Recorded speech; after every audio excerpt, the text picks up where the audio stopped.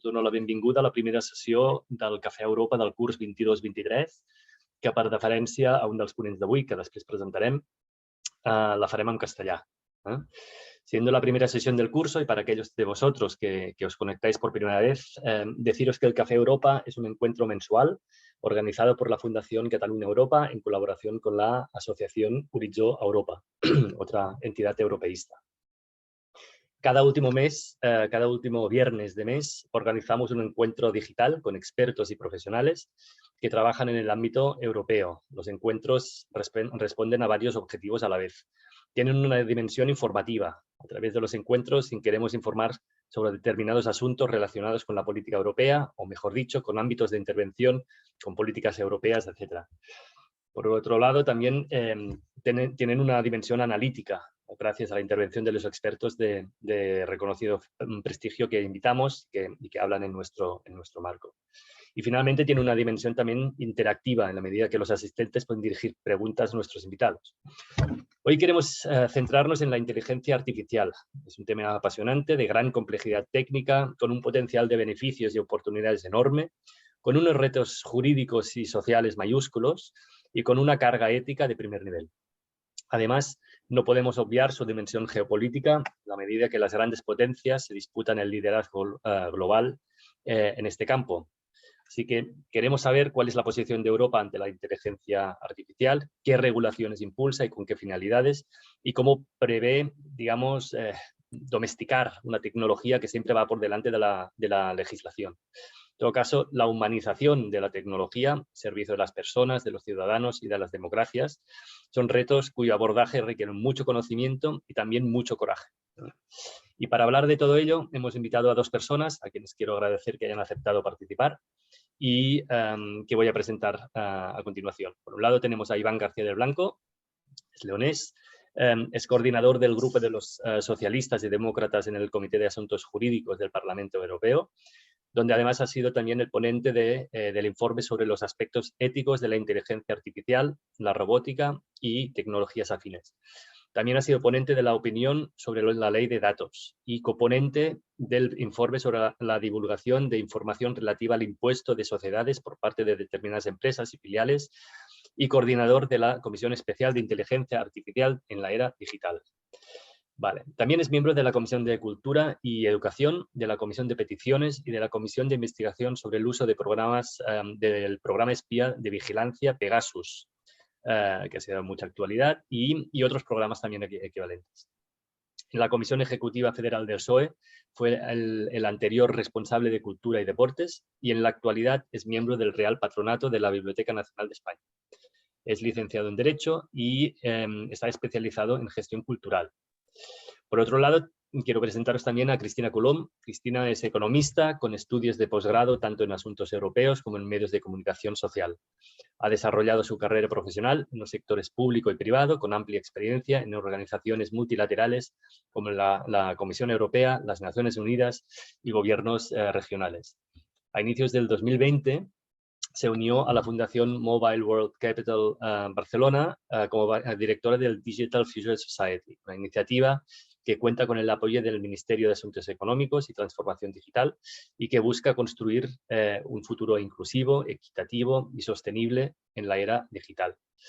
Actualmente realiza acciones de consultoría sobre humanismo tecnológico y, en fin, como veis, también ella podrá aportar reflexiones muy relevantes sobre la inteligencia artificial. Así que, sin más preámbulos, cedo la palabra a Iván, a quien damos unos 20 minutitos para hacer su intervención inicial. Y, en fin, adelante, Iván. Muy bien, pues muy buenos días. Buen día a tothom.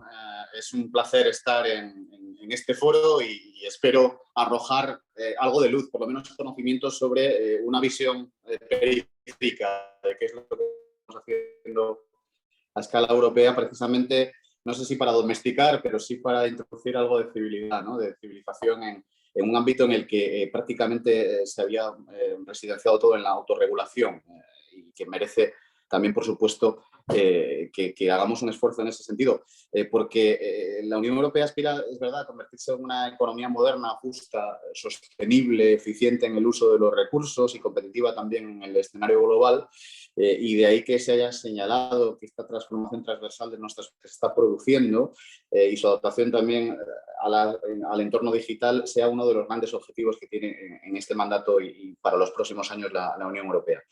Lo cierto es que todos vemos cómo la mayor parte de nuestras interacciones ya de nuestra vida también en el ámbito laboral o en el de ocio se ha ido trasladando progresivamente al ámbito digital. Esto ha sido multiplicado durante la época de la pandemia. La verdad es que nos ha servido también para poder acoger mejor el golpe que supuso la pandemia, pero esto ha acelerado esta transformación en todos los ámbitos, en el trabajo, en el ámbito de los cuidados, en la banca, en las compras, en la enseñanza, en el aprendizaje, pero también por contra o como contrapunto se han extendido también a través de la red cuestiones como la desinformación, los intentos de fraude, los discursos de odio, la exclusión digital. En fin, vivimos en un mundo que ya es digital y por ello es importante para la Unión, por un lado, fomentar el potencial sí que tienen estas tecnologías para el bienestar y la competitividad, pero por otro, controlar también los riesgos inherentes o prevenir sus consecuencias y, por supuesto, asegurarnos de que haya una equidistribución también de los beneficios. Sobre la estrategia europea y la transición digital, tanto el sector público como el privado deberían y hacen uso de la digitalización y de la inteligencia artificial con el objetivo de beneficiar a personas y a nuestras sociedades, fomentando una implementación y un uso inclusivo de la tecnología. La Unión ha venido perfilando progresivamente a través de varios documentos políticos la agenda digital de la Unión alrededor de 3 principales líneas de actuación: infraestructuras de inversión, y la extracción digital de los ciudadanos y la realización de un marco regulatorio que sea pionero también a nivel global. Sobre la ilustración digital me detendré más adelante, al final de mi intervención. Ahora quiero empezar por hablaros del marco regulatorio del que nos estamos ocupando en la Unión. Hemos realizado, decía, una clara apuesta por convertirnos en pioneros y referentes mundiales en la creación de un marco regulatorio transversal a todas las cuestiones, las nuevas cuestiones, los nuevos retos que plantea el reto de la digitalización. La intención, además, es hacer un conjunto de reglas que sean de obligado cumplimiento e iguales para todos los actores europeos o que quieran también operar en Europa. Hasta ahora se han realizado varias regulaciones totalmente novedosas, como el Reglamento General de Protección de Datos, conocido por sus siglas en inglés GDPR, y la Ley de Seguridad Cibernética, que han tenido y siguen teniendo un impacto a escala global. Más recientemente se han propuesto normativas para garantizar los servicios digitales, un mercado de datos seguro y reglas aplicables a la inteligencia artificial. Sobre esta última, tenemos ahora mismo sobre la mesa la propuesta, y estamos culminando en el Parlamento Europeo el debate sobre la propuesta de la Ley de Inteligencia Artificial, de la que nos hemos venido ocupando en los últimos meses y años en el Parlamento. La ley tiene como meta dotar a la inteligencia artificial europea de un marco regulatorio integral basado en los derechos fundamentales y en nuestros valores democráticos que permita la innovación y nos proteja de los riesgos potenciales que conlleva. Debido a las múltiples implicaciones que tiene la cuestión de la inteligencia artificial, varios comités del Parlamento están directamente implicados en los trabajos de revisión de la propuesta que presentó el año pasado la Comisión Europea. El Comité de Asuntos Jurídicos, del que soy miembro y ponente también alternativo para esta propuesta, está asociado a la labor legislativa con competencias compartidas y exclusivas. Este comité envió su opinión el pasado 5 de septiembre y en mi labor de ponente alternativo planteé una serie de enmiendas a la propuesta que se centran fundamentalmente en garantizar el desarrollo y el uso de esas tecnologías en base a principios democráticos, éticos y de respeto a los derechos fundamentales, garantizar la supervisión humana, así como reforzar las obligaciones de transparencia, en integrar la estandarización del beneficio social en estándares o códigos de conducta, en aclarar la responsabilidad entre los operadores y establecer un derecho al resarcimiento por hipotéticos daños que se puedan causar, garantizar un desarrollo democrático de las tecnologías, la obligación también, y fundamentalmente estoy hablando de instituciones para una real ilustración digital en materia de inteligencia artificial y ofrecer solidez al mandato y ampliar las competencias del Consejo de Inteligencia Artificial de la Unión, de lo que se ha conocido y se conoce la propuesta como EU AI Board, e incluir una cláusula de revisión que permita considerar el establecimiento de una agencia europea para la inteligencia artificial que lleve un modelo de gobernanza más allá de la coordinación, de la mera coordinación entre Estados miembros. Estamos hablando de crear un verdadero mercado único digital europeo. En lo que se refiere a los servicios digitales, teníamos una necesidad urgente de regular los servicios en línea y actualizar la normativa de comercio electrónico, e-commerce, que había quedado totalmente obsoleta y que, si bien ha permitido crecimiento exponencial de dichos servicios, no ha servido para poner freno a los desequilibrios ni coto a los riesgos que se han venido desarrollando por el descontrol de las grandes plataformas. Por cierto, prácticamente o ninguna europea. Ahora haré una revisión de la ley también recientemente aprobada de mercados digitales y de servicios digitales, que son los logros más recientes en términos de regulación en el ámbito digital. El pasado 5 de julio, el Parlamento celebró la votación final sobre esta nueva ley de mercados digitales, DMA, y sobre la ley de servicios digitales, DSA, después de un acuerdo alcanzado entre el Parlamento y el Consejo el 24 de marzo y 23 de abril, respectivamente. Los dos proyectos de ley tienen como objetivo abordar los efectos sociales y económicos de la industria tecnológica al establecer estándares claros sobre cómo operan y brindan servicios en la Unión Europea, en línea con nuestros derechos y valores fundamentales. Sobre la ley de mercados digitales.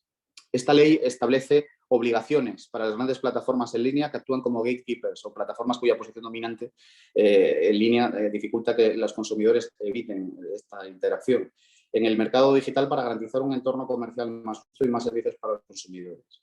Según esta ley, para evitar prácticas comerciales desleales, los gatekeepers, estas plataformas, deberán permitir la interoperabilidad de terceros con sus propios servicios, lo que significa que las plataformas más pequeñas podrán solicitar que las plataformas de mensajería dominantes permitan a sus usuarios intercambiar mensajes, enviar mensajes de voz o archivos a través de aplicaciones de mensajería, y esto les dará a los usuarios más opciones y evitará el llamado efecto de bloqueo, donde están restringidos a una aplicación o a una plataforma. También se les obliga a permitir a los usuarios comerciales acceder a los datos que generan en la plataforma del guardián, promocionar sus propias ofertas y celebrar contratos con sus clientes fuera de las plataformas a las que me he referido. Por su parte, los gatekeepers ya no pueden favorecer la clasificación de sus propios servicios o productos en comparación a los de los terceros o sus plataformas, evitar que los usuarios desinstalen fácilmente cualquier software o aplicación precargado o usen aplicaciones y tiendas en línea de aplicaciones de terceros, procesar los datos personales de los usuarios para publicidad dirigida a menos que se otorgue explícitamente el consentimiento. Además, la Comisión puede llevar a cabo investigaciones, la Comisión Europea. Si un gatekeeper no cumple las normas, la Comisión puede imponer multas de hasta un 10% del volumen de negocio mundial en el ejercicio fiscal anterior o hasta un 20% en caso de incumplimiento reiterado. Dado el volumen económico que están moviendo estas plataformas, nos podemos hacer una idea de las dimensiones astronómicas que podrían tener las multas de no cumplirse. Sobre la ley de servicios digitales, esta tiene como objetivo regular la moderación de contenido en línea y nos sitúa a la vanguardia en materia de seguridad y transparencia en el ámbito digital y a la cabeza en digitalización justa, siendo un ejemplo para otros países. La DSA establece obligaciones claras para los proveedores de servicios digitales, como las redes sociales o los mercados digitales, para abordar la difusión de contenido ilegal, la desinformación en línea y actividades que deriven en riesgos para la sociedad. Estos requisitos son proporcionales al tamaño y a los riesgos que las plataformas representan para nuestra propia sociedad. Las nuevas obligaciones incluyen nuevas medidas para contrarrestar el contenido ilegal en línea y obligaciones para que las plataformas reaccionen rápidamente respetando los derechos fundamentales, incluida la libertad de expresión y la protección de datos. Fortalecimiento de la trazabilidad y controles de los comerciantes en los mercados en línea para garantizar que los productos y servicios sean seguros, incluidos los esfuerzos para realizar controles aleatorios sobre si el contenido ilegal pudiera también reaparecer. Se les impone también mayor transparencia y responsabilidad a estas plataformas, por ejemplo, proporcionando información clara sobre la moderación del contenido o el uso de algoritmos para recomendar contenido. Los usuarios podrán cuestionar las decisiones de moderación de contenido. Uno de los grandes debates que se ha suscitado en estos últimos tiempos es esta posibilidad unívoca que tienen las plataformas, por ejemplo, las redes sociales, para censurar un determinado contenido, incluso a un representante público. Estemos más de acuerdo con el representante o menos. Bueno, ya no es tan libre como este tipo de decisiones y por lo menos hay que fundamentarlas y argumentarlas.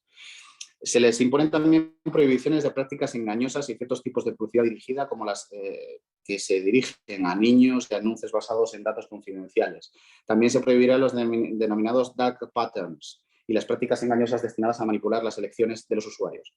Las plataformas en línea y los grandes motores de búsqueda, que son, según la ley, aquellos que cuentan con 45 millones o más de usuarios mensuales, son los que suponen, por cuenta de todo esto, el mayor riesgo y tendrán que cumplir con obligaciones más estrictas impuestas por la Comisión. Estos incluyen prevenir riesgos sistémicos como la difusión de contenidos ilegales, efectos adversos sobre derechos fundamentales, sobre los procesos electorales y sobre la violencia de género o la salud mental, y ser objeto de auditorías independientes también.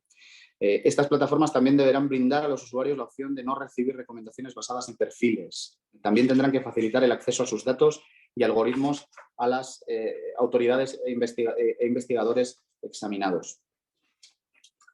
Sobre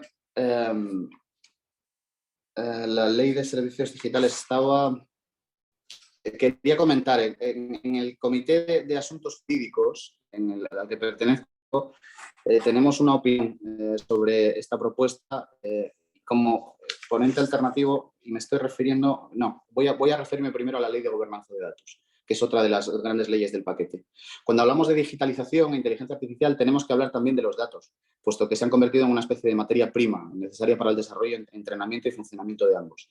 Europa puede aún sumarse al tren de la innovación si sabe aprovechar el potencial que supone la cantidad de datos que se generan en nuestro entorno, en particular los datos industriales. Para que nos hagamos una idea, se prevé que con la generalización de lo que se ha llamado Internet de las Cosas, con la extensión de las redes 5G, que harán posible ese verdadero Internet de las Cosas, los datos a disposición de las sociedades se multiplicarán por 5, es decir, los datos actuales se multiplicarán por 5. Por lo tanto, vuelve a haber de alguna manera una carrera por saber qué es lo que va a ocurrir con esos datos, si se van a acumular en unas pocas manos, como ha ocurrido hasta este momento, manos fundamentalmente de estas grandes corporaciones, estas grandes plataformas, o si vamos a ir a un modelo más democrático y más equilibrado a nivel territorial. Europa, digo que puede sumarse a este tren de la innovación si sabe que perdió en el pasado, si sabe aprovechar el potencial que supone la cantidad de datos que se generan en nuestro territorio y en particular, como decía, los datos industriales. En el marco de la Estrategia Europea de Datos, la Ley de Gobernanza de Datos abarcó un conjunto de medidas destinadas a fortalecer los mecanismos que aumentan la disponibilidad de datos, incluidos los datos del sector público con las debidas garantías de privacidad, y fomentar la confianza en los intermediarios para que los particulares puedan ofrecer el uso altruista de sus datos para determinados usos concretos, con el objetivo final de facilitar el intercambio de datos en la Unión Europea y entre sectores. Sobre la ley de datos, que está justo ahora encima de la mesa. Esta ley de datos fue recientemente lanzada por la Comisión Europea. El objetivo es aclarar quién puede usar y acceder a los datos generados dentro de la Unión en todos los sectores económicos y los datos recogidos a través de los dispositivos electrónicos y en el Internet de las Cosas, y facilitar su intercambio y su interoperabilidad.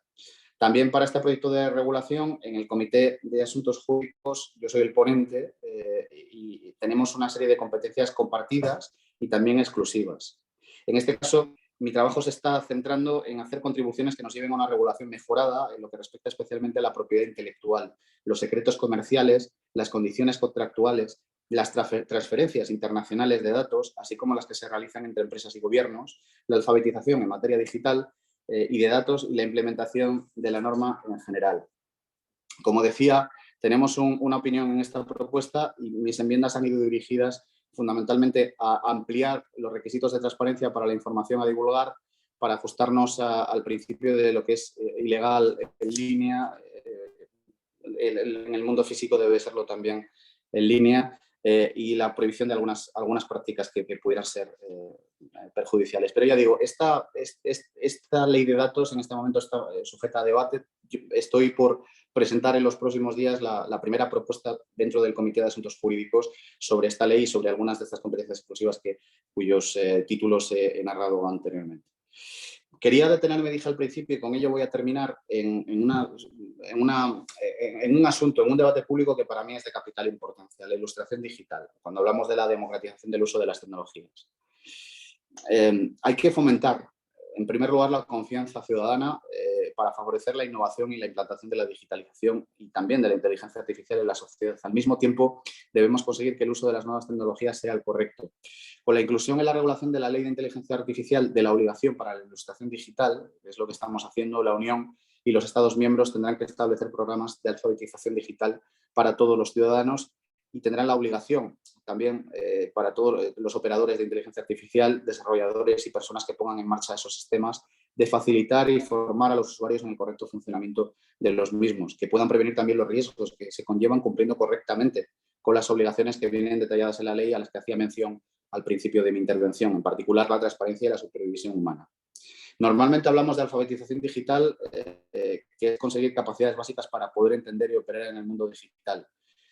En mi opinión, tenemos que tender hacia un concepto incluso más amplio, la ilustración digital de nuestras sociedades, si queremos que Europa pueda aspirar a liderar la inteligencia artificial en el mundo y tener también sociedades más democráticas y más sanas.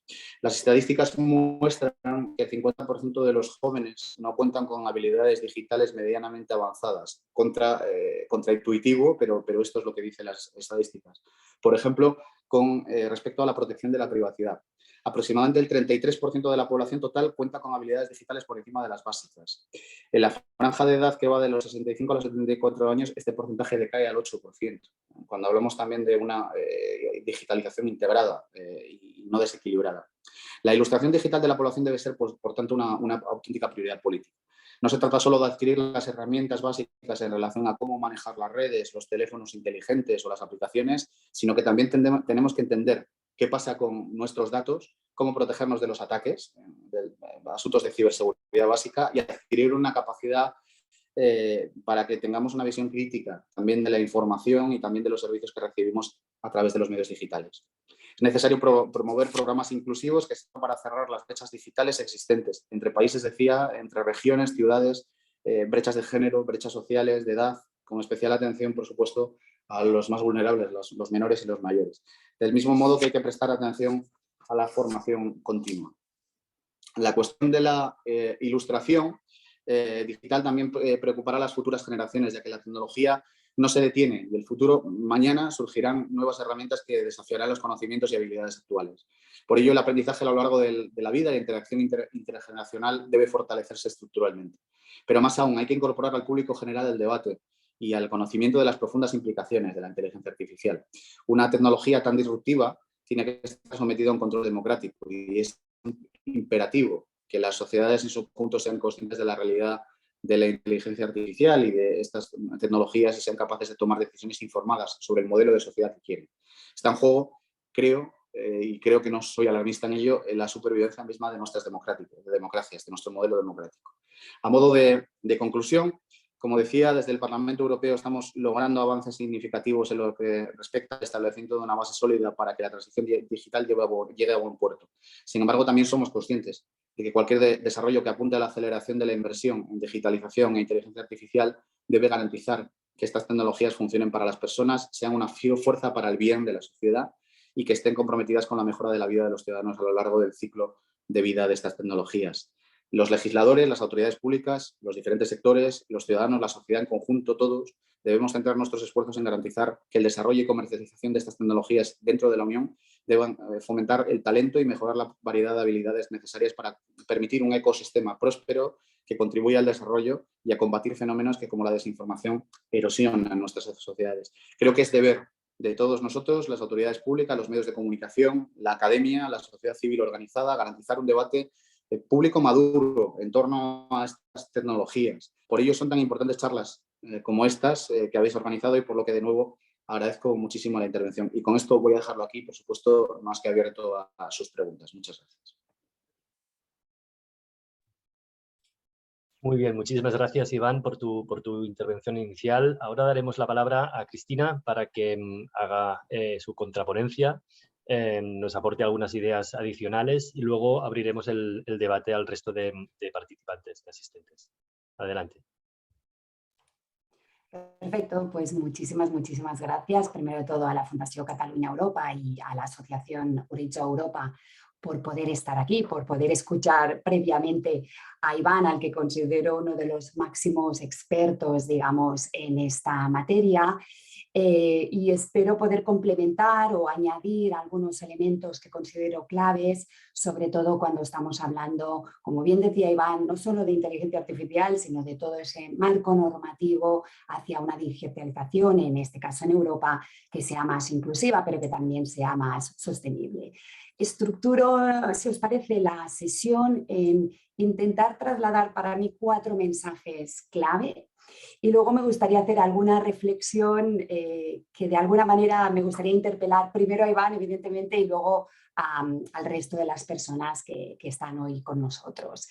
Estos 4 mensajes son bastante básicos, ¿eh? Uno de ellos, y muchos de ellos, perdón, ya los ha mencionado de alguna manera Iván, ¿eh? La inteligencia artificial está aquí para quedarse, con sus oportunidades, pero también con sus riesgos. Hay que trabajar, como bien decía Iván, en este marco normativo en el cual Europa está siendo pionera y va a poder ser la primera potencia mundial con ese marco normativo y tiene un rol preponderante que creo que hay que soslayar y que realmente hay que reforzar. También indicar como tercer mensaje el por qué hay que regular, ¿no? O sea, podríamos buscar otras líneas, pero creo que es importante para aquel que no esté convencido todavía, probablemente no en este público, en este auditorio, pero por qué creo que es importante regular. Y por último, la regulación es clave, pero creo que hay que trabajar o abordar también otros elementos que configuran para mí lo que yo le denomino este humanismo tecnológico. Y me guardo la reflexión un poquito para más adelante.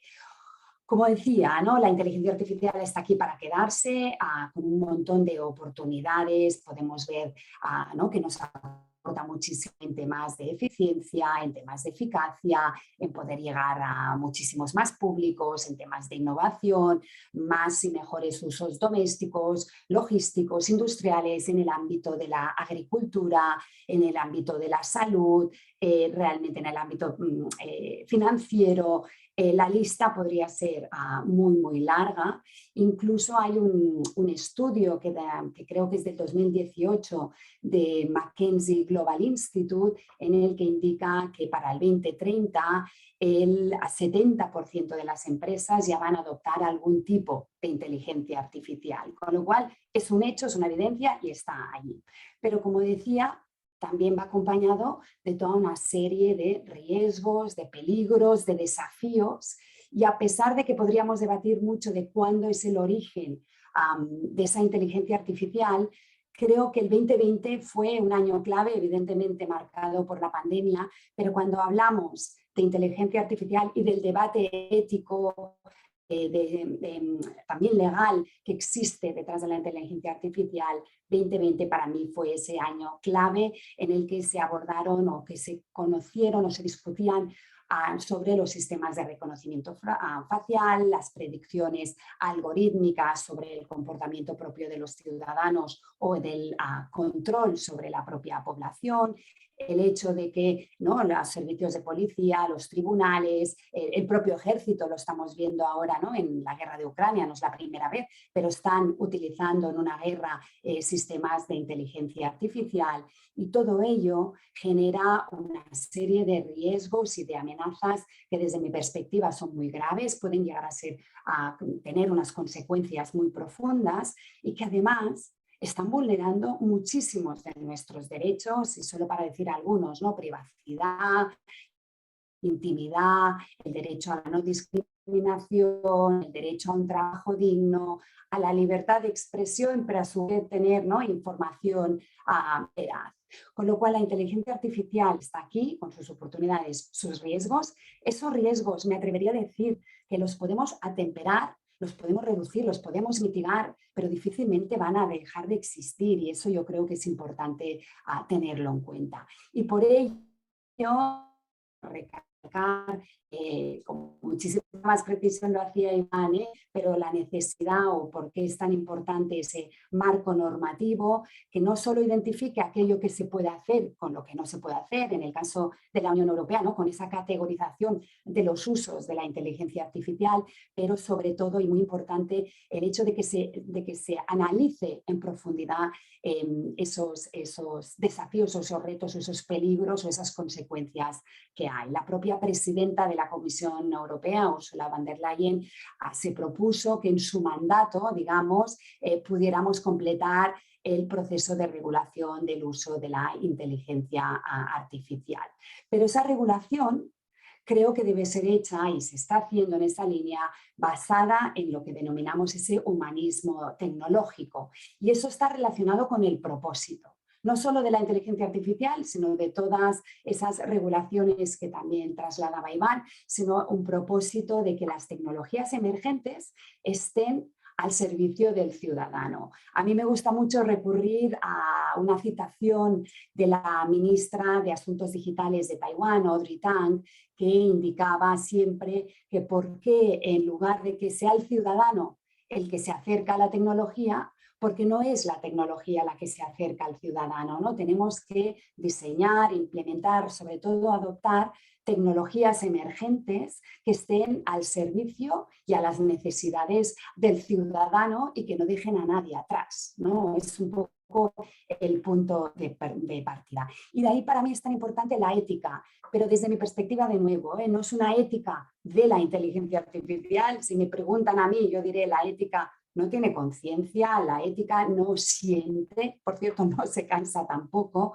sino somos nosotros, nuestro comportamiento. Yo entiendo más la ética como la manera de proteger o crear ese marco de protección de nuestros derechos más fundamentales en cualquier entorno. Y como decía Iván, en el offline y en el online, ¿no? Tenemos que asegurar y garantizar que el uso de esa inteligencia artificial es para el bien común y para, como decía, el servicio del ciudadano. La catedrática de filosofía de la Universidad de Valencia, Adela Cortina, siempre indica que el enfoque tiene que ser el complementar o el cohesionar lo que sería ese progreso tecnológico con el progreso ético y no son incompatibles. A veces oímos esas voces de que, bueno, es que claro, si regulamos vamos a perder el tren de la innovación. Yo creo que lo que está haciendo Europa es esencial porque aquellos que quieran operar, ya sean europeos o no, en ese territorio, lo hagan de forma segura, lo hagan de forma confiable también para con el ciudadano y de forma justa y de forma inclusiva. Y si alguien todavía tiene alguna duda de por qué es importante regular, en el caso estrictamente del uso de la inteligencia artificial, mi respuesta sería porque tanto gobiernos o administraciones como empresas están utilizando la inteligencia artificial para tomar decisiones o para apoyarse en la toma de decisiones que afectan a nuestras vidas. Entonces, si alguien toma una decisión sobre algo que me concierne a mí, tiene una responsabilidad sobre la misma y debe rendir cuentas, y de ahí esa necesidad de regular. Pero es que estrictamente en lo que se refiere a la inteligencia artificial tenemos que garantizar que esos procesos, llamémosle esos sistemas algorítmicos, sean transparentes, que no existan o que al menos se vayan abriendo esas cajas negras y evitar sobre todo que se produzcan esas discriminaciones entre grupos sociales que ya de per se normalmente están más discriminados o son más vulnerables en la sociedad y que esos sesgos algorítmicos les están impactando de forma más directa. No me reiteraré en el hecho, como decía, de que creo que lo que está haciendo la Unión Europea es ser punta de lanza en este sentido, en esa regulación, en ese marco normativo muchísimo más amplio que es absolutamente necesario. Pero, como decía, la regulación sí, pero acompañada de otros elementos que para mí son esenciales y que complementan o que al menos configuran ese humanismo tecnológico. En primer lugar, una investigación en profundidad. Cuando hablamos de desafíos, ¿qué desafíos estamos hablando y cómo los podemos solventar? En segundo lugar, plantear que la adopción de la tecnología tiene que ser diversa e inclusiva. Algo tan básico como que la tecnología está muy bien que la diseñen y la implementen tecnólogos, pero tiene que haber muchísimas más disciplinas detrás de esas propias tecnologías, diseñando, implementando, ¿no? Para crear una mayor conciencia respecto al impacto que va a poder tener esa tecnología. También creo necesario fomentar la colaboración público-privada, porque a pesar de ese reglamento es necesario que las administraciones públicas colaboren con el sector privado y a la inversa, porque si no, este tipo de desafíos que son tan globales no van a tener una única solución o una única fórmula mágica que va a implementar un solo Estado o una sola empresa, y hay que trabajar en conjunto.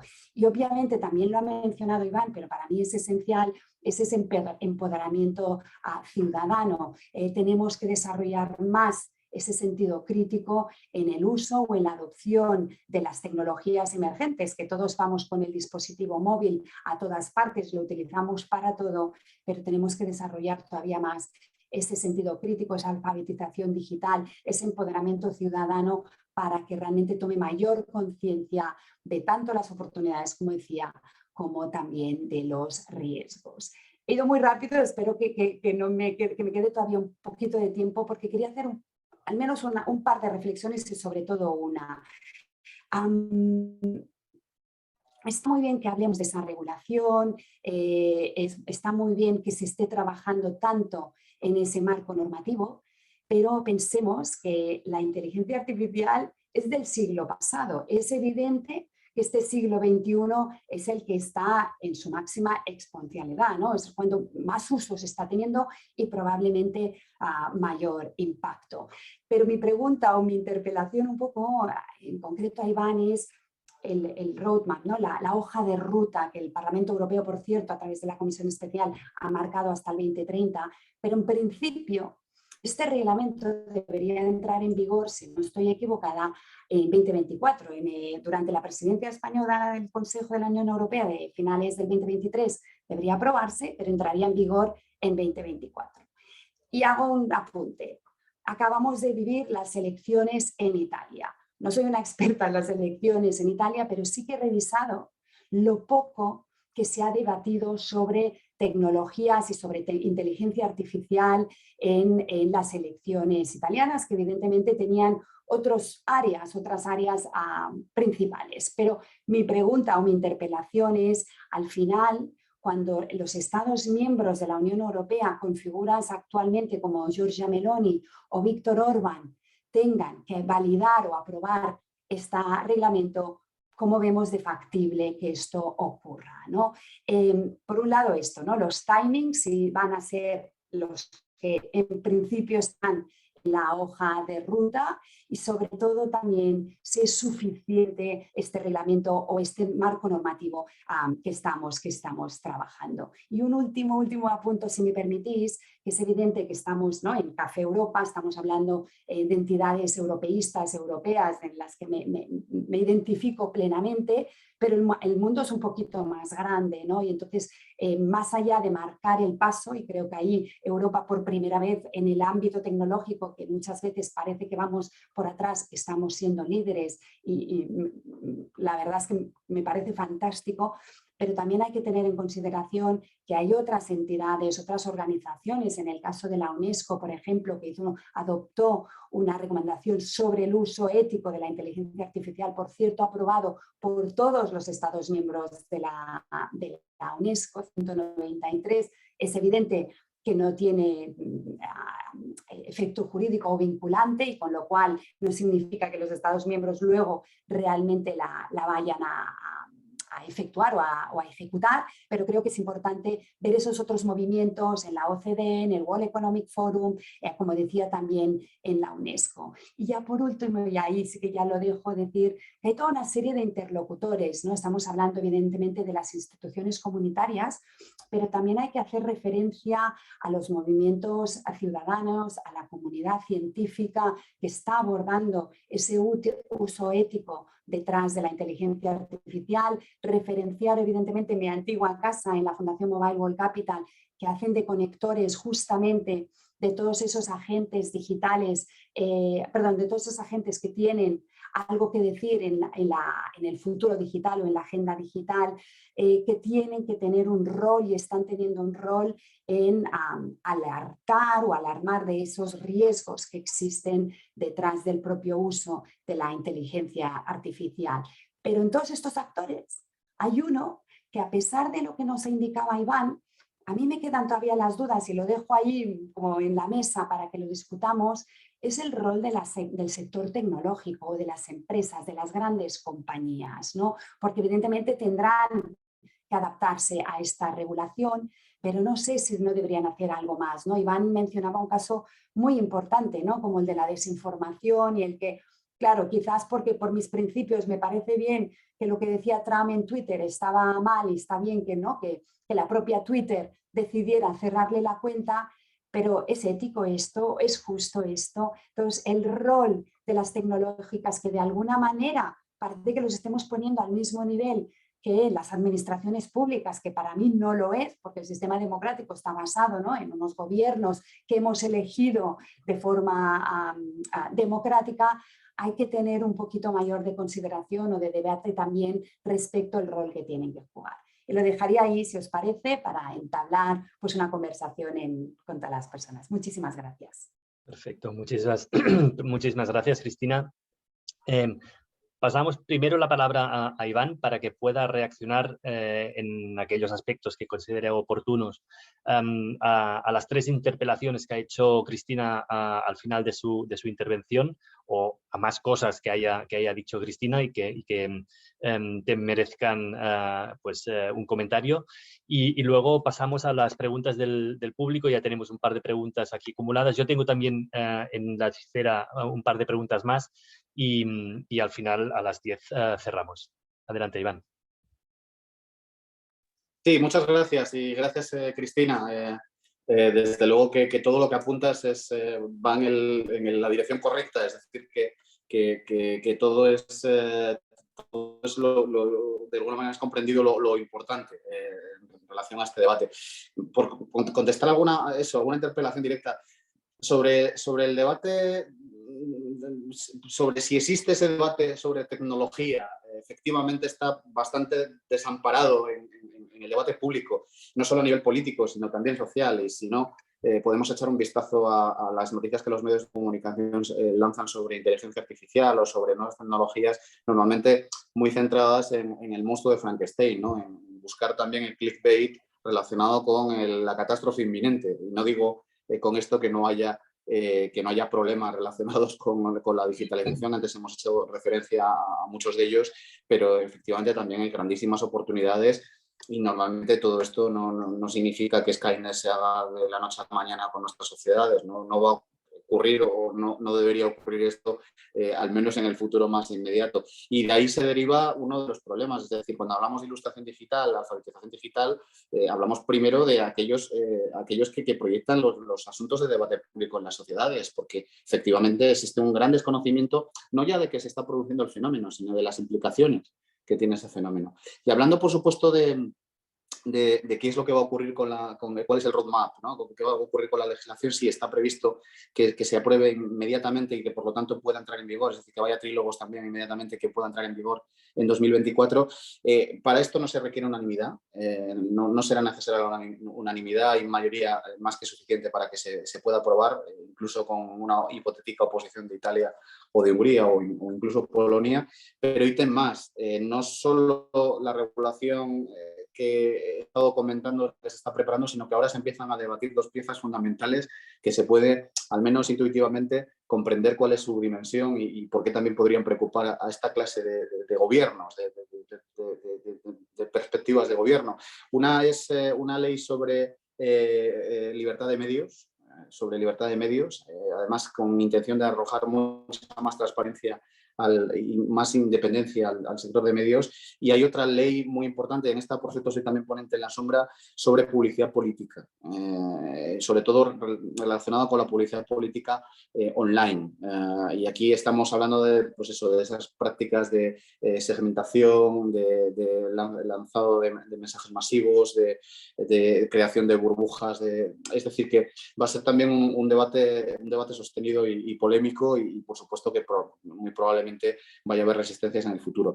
Con respecto al papel de las instituciones internacionales, efectivamente, yo creo que no solo es interesante la propuesta sobre ética e inteligencia artificial de la UNESCO, sino también la de la OCDE en general. La propuesta de regulación yo creo que está muy en línea con lo que estamos planteando en la Unión. Digo más, yo creo que la primera propuesta aprobada a nivel internacional sobre ética e inteligencia artificial fue la que aprobamos nosotros en 2020. La de la UNESCO va un poco en la misma línea, va en una línea similar y efectivamente debería servir como una especie de estándar a nivel internacional. Pero si estamos por delante de la Unión Europea o no, lo puedo poner encima de la mesa con todo conocimiento. La semana pasada tuve la oportunidad de estar en una delegación que envió el Parlamento Europeo a Estados Unidos estuvimos reunidos con la administración Biden y también con congresistas y senadores en el Parlamento, de think tanks, y estamos no por delante, sino bastantes años por delante con respecto a lo que es la regulación del entorno digital.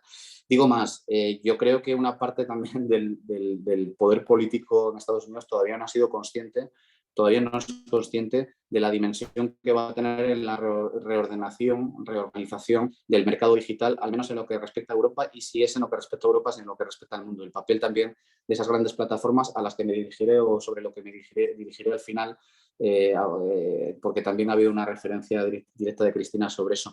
Es verdad que le estamos dando un tratamiento como si fueran algo más que corporaciones, pero es que creo que son algo más que corporaciones. Precisamente si se justifica el que hagamos una regulación, no voy a decir que expresamente pensada para ellos, pero con algunas provisiones que sí lo están, tiene que ver con el poder de disrupción tan brutal que han tenido y que pueden tener en nuestras sociedades, porque son capaces de comprometer la vida pública y el futuro de nuestras sociedades más allá incluso que lo que puede hacer un gobierno determinado en un país miembro determinado en el boletín oficial del Estado. Y por lo tanto es importante que tengamos en cuenta esa dimensión y que tengamos en cuenta cuestiones como las que se ha referido Cristina, relacionadas con la libertad de expresión. ¿Por qué tiene capacidad un medio que es absolutamente capaz de influir en el estado de la opinión pública, porque va a tener la capacidad de manera unilateral decir quién puede hablar y quién no puede hablar en ese tablón público en el que se han transformado prácticamente sin oposiciones a redes sociales? Por eso hay normas muy específicas con respecto a qué pueden hacer y sobre todo cómo deben argumentar algunas de las decisiones, y que además tengamos la posibilidad, que esa es una de las grandes, por lo menos casi hablo en primera persona, ¿no? Una de las grandes sensaciones de impotencia que tenemos a veces cuando interaccionamos con las redes es esa incapacidad que tenemos ni siquiera de poder hablar con nadie, ¿no?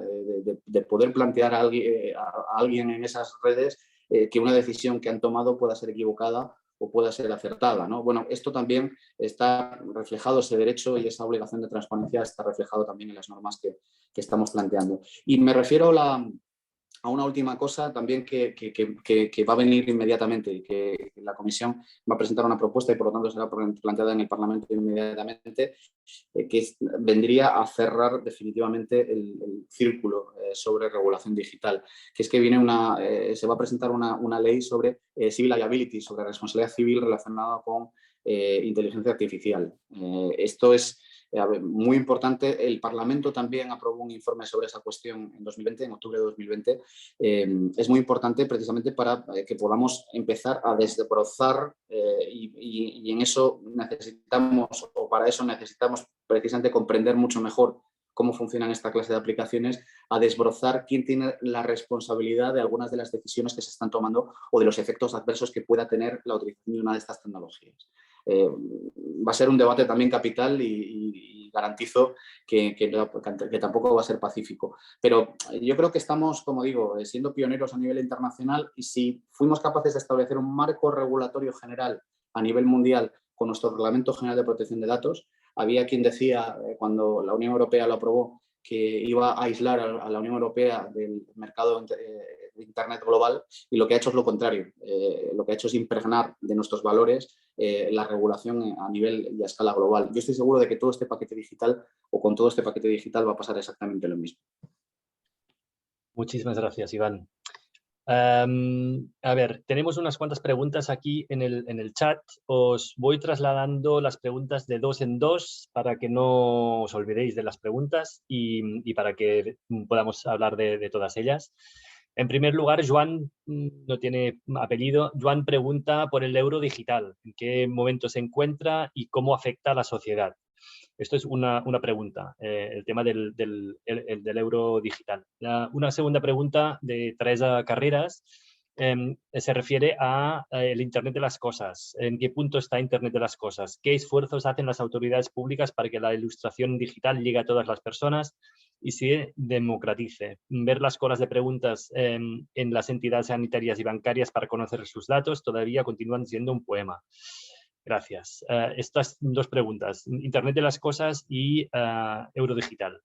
A ver si podéis ilustrar alguna cosa. No sé si quieres empezar, Iván, o... Bueno, estaba preguntándome, ¿no? Lo que tú quieras. Bueno, yo del euro digital no puedo hablar mucho. Sé que el Banco Central Europeo, ¿no?, ha iniciado una reflexión al respecto y lo considera una prioridad, pero evidentemente se va a plantear siempre de momento como complementario al euro físico, y que todavía falta bastante para llegar a ese punto, porque necesitamos garantizar la seguridad de la propia moneda digital, ¿no? Con lo cual, no apunto más. Iván, no sé si podrías añadir algo más.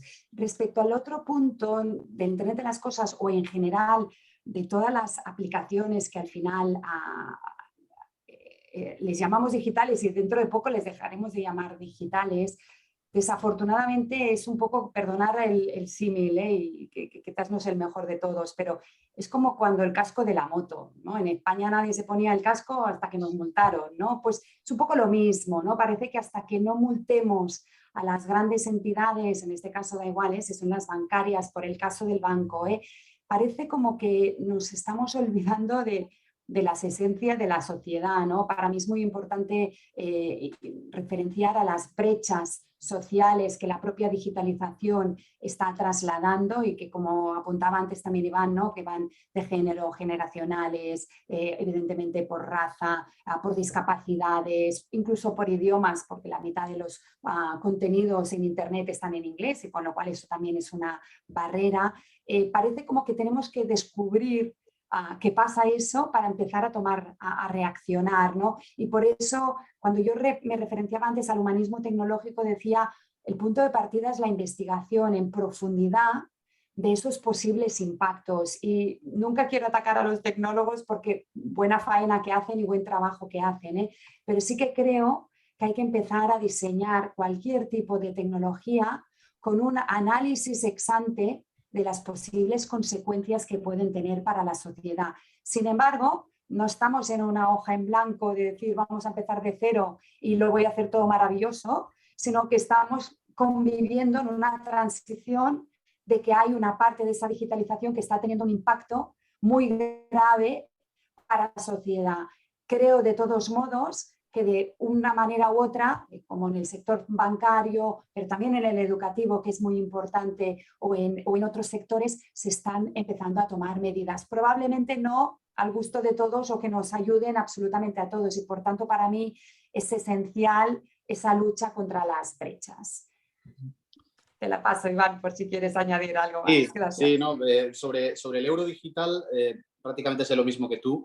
Sé que existe la intención y que hay la decisión política de avanzar, y creo además que es importante que introduzcamos también regulación en un ámbito que es el Far West en este momento, y que produce precisamente esto. La libertad normalmente es la libertad de que los más débiles o los más tontos o los que somos menos duchos en algunas disciplinas, acabemos por ser los paganos de los negocios de otros, ¿no? Que es lo que está ocurriendo en este ámbito, y está bien que se introduzcan también las monedas soportadas por las administraciones públicas, ¿no? Y que den seguridad al mercado. Sobre el tema del Internet de las Cosas, por introducir algunos elementos más en el debate, aquí hay un debate, bueno, tengo que decir que para mí mi experiencia personal tiene que ver con que hemos comprado algunos electrodomésticos en mi casa últimamente y tal, y que yo desde Bruselas le digo a mi mujer que tiene que recoger el lavavajillas, porque me llega el mensaje. Esto para mí es la primera inmersión, le mando un mensaje y le digo, oye, tienes que recoger el lavavajillas ya, ¿no? Entonces, me lanza algún improperio y ya continuamos.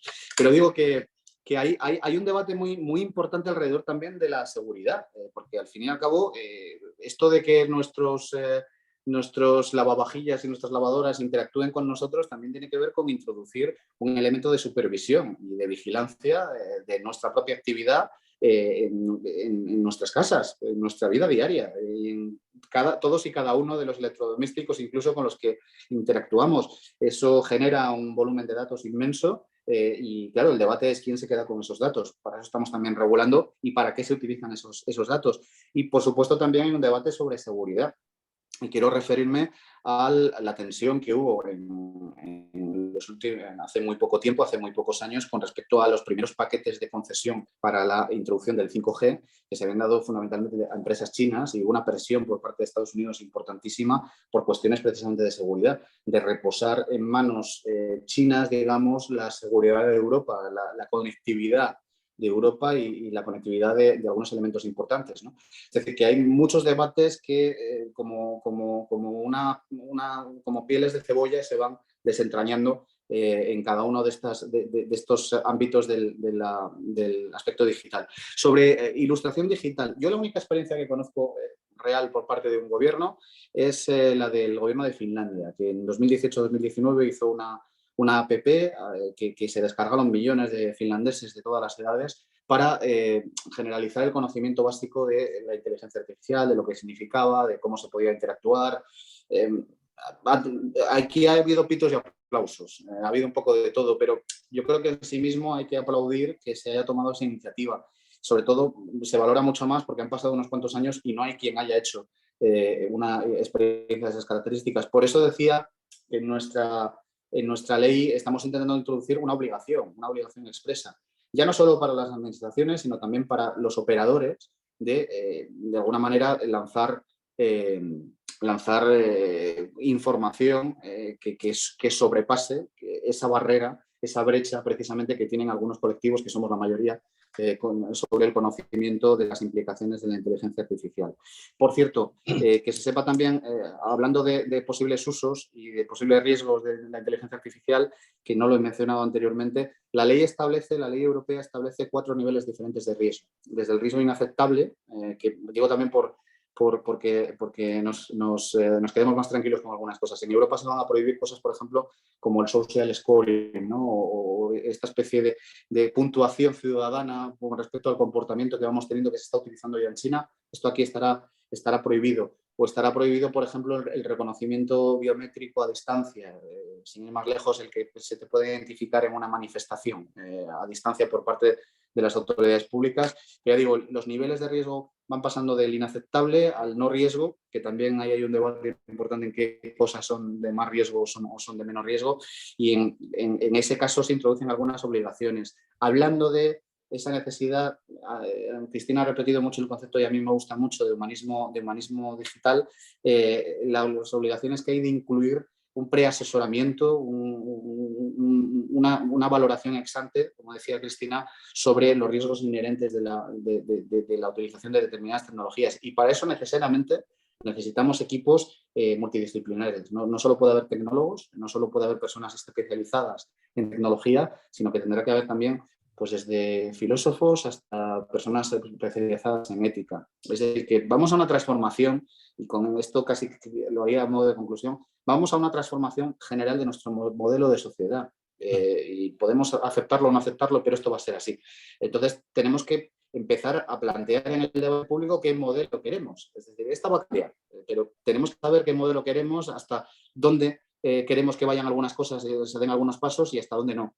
Y para eso, por eso decía que necesitamos impulsar un gran debate público, ¿no?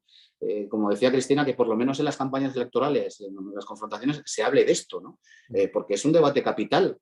A mí se me ocurren pocas cosas más importantes, ¿no? Y que vayan a afectar tanto a nuestras vidas.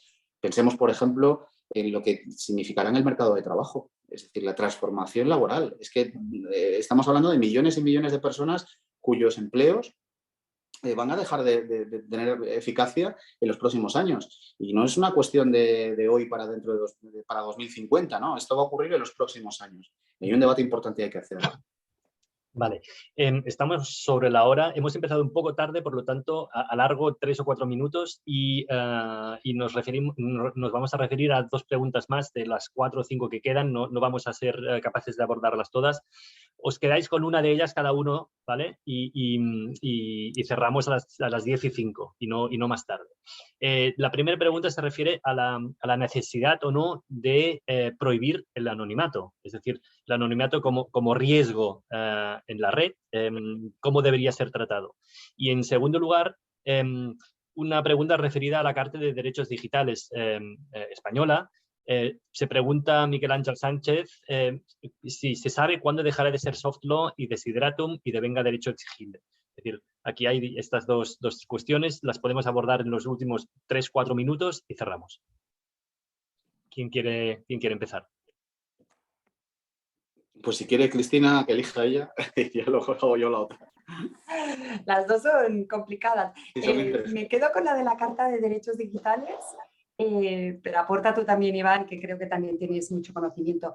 Creo que España y el gobierno actual de España está haciendo una labor exquisita y excelente en todo lo que se refiere a la digitalización de nuestro país, que además, como todo el resto de países, se encontró, ¿no?, con la pandemia y con la necesidad de digitalizar las propias administraciones, pero también ha creado una estrategia y una hoja de ruta muy significativa, añadiendo, como bien decíais, esta carta de derechos digitales. Quizás lo único que desde mi perspectiva le cambiaría es el nombre, no tanto a la de la carta, sino porque para mí son derechos esenciales, fundamentales en cualquier entorno, sea el digital, sea el físico, y el día de mañana ya con el metaverso del que hoy no hemos hablado, pero casi no sé si distinguiremos tanto entre la parte tan física o la virtual. Pero volviendo a la pregunta, creo que lo importante de la carta es lo que indica, lo que manifiesta. Evidentemente todo no se va a trasladar porque ya existe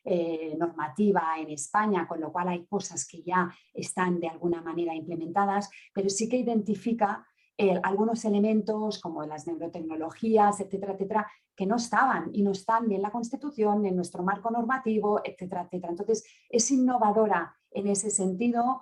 Sé que se está, ¿no?, compartiendo con el resto de Estados miembros, pero también la propia Unión Europea tiene su lista, digamos, de principios y valores, ¿no?, en el tema de los derechos digitales. Para mí son elementos clave que, como bien decíamos, para crear un debate y para que empecemos a plantear si se necesita nueva regulación o no detrás de ello. Sí, yo estoy completamente de acuerdo y alineado. Yo creo que es un gran avance, más allá de que luego eso se pueda reflejar en el derecho positivo más adelante. Pero porque nos hagamos una idea, en el Parlamento Europeo, no en el Parlamento, en las instituciones europeas se están preparando una declaración conjunta entre Parlamento, Comisión y Consejo sobre una carta también de derechos digitales en el mismo sentido, inspirado en el español. Y, por cierto, en Estados Unidos nos comentaron que están preparando una carta también de derechos digitales, en principio para enero de 2023. No sé si llegarán o no llegarán, porque ya el año pasado decían que iban a publicarla.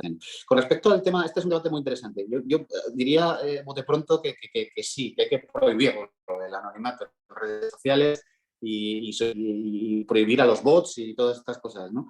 Sobre todo por lo que me afecta a mí como usuario. Pero claro, esto es un debate delicado, ¿eh? Quiero decir que si le introducimos un poco de reflexión y frialdad, es un debate delicado, porque sí, prohibirlo aquí, ¿y qué pasa en Hungría? ¿O qué pasa en Polonia, ¿no? Es decir, que es mucho más delicado de lo que parece, ¿no? Entonces, yo soy partidario de que exista un registro cierto de usuarios que esté en manos de las compañías, de las propias redes sociales, al que se pueda uno dirigir o que se pueda un órgano judicial dirigir en su caso. Es decir, que no haya que hacer una investigación tremenda para poder averiguar quién es el troll que está detrás de las amenazas de muerte a no sé quién, ¿no? Pero probablemente hay un margen en el que tenemos que seguir permitiendo que exista ese anonimato, que exista esa posibilidad de seguir detrás de un velo en las redes sociales, porque hay circunstancias en las que quizá a veces no reparamos, ¿no?, de alguna gente, y su aportación realmente genera valor añadido en el debate público, ¿no? Ya digo, pensemos en ese ejemplo, en el ejemplo de Hungría o de Polonia. ¿Qué ocurriría si elimináramos mediante leyes europeas el anonimato en redes sociales, ¿no? Pues produciríamos un terremoto desde el punto de vista de las libertades y derechos públicos, ¿no? Así que es un debate delicado, muy interesante de esos temas. Muy bien, perfecto. Son las 10:05, estamos ya sobre la hora. Lo dejamos aquí. Muchísimas gracias a los dos ponentes por esta sesión interesantísima. Nos hemos quedado a medias con muchas cosas. Yo tengo 3 o 4 preguntas aquí apuntadas que no han salido, mías y de otros participantes. Tendremos que hacer una segunda ronda en algún momento. Y hablamos del metaverso, ¿eh? Exacto, por ejemplo. No ha salido el metaverso, es verdad. En fin, muchísimas gracias a todos. Nos vemos el día 28 de octubre, me parece, si no recuerdo mal, es el último viernes del mes de octubre, con una sesión seguramente vinculada a los últimos acontecimientos en Italia y, por lo tanto, a populismos, extrema derecha, etcétera, en Europa. Muchísimas gracias a todos y hasta pronto.